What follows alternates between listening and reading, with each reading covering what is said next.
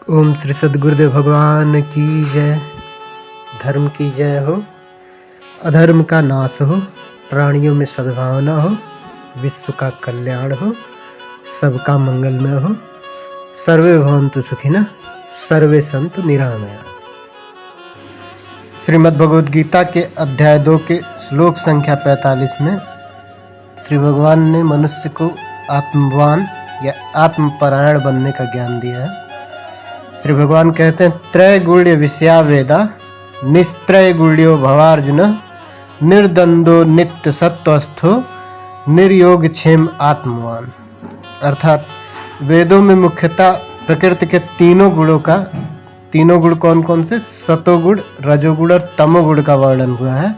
हे अर्जुन, इन तीनों गुणों से ऊपर उठो, समस्त द्वैत और लाभ तथा सुरक्षा की सारी चिंताओं से मुक्त होकर आत्मपरायण बनो।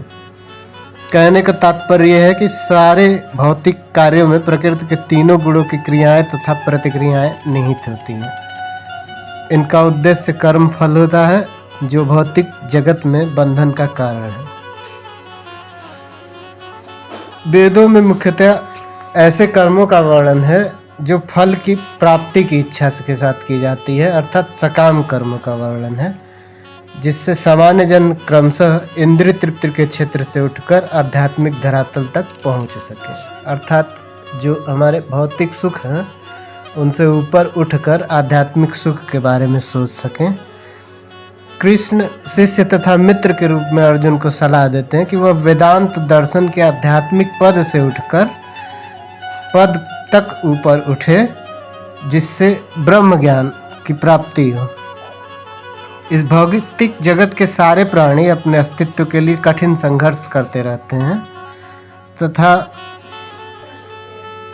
जब तक भौतिक शरीर का अस्तित्व है तब तक भौतिक गुणों की क्रियाएं प्रतिक्रियाएं निरंतर चलती रहेंगी।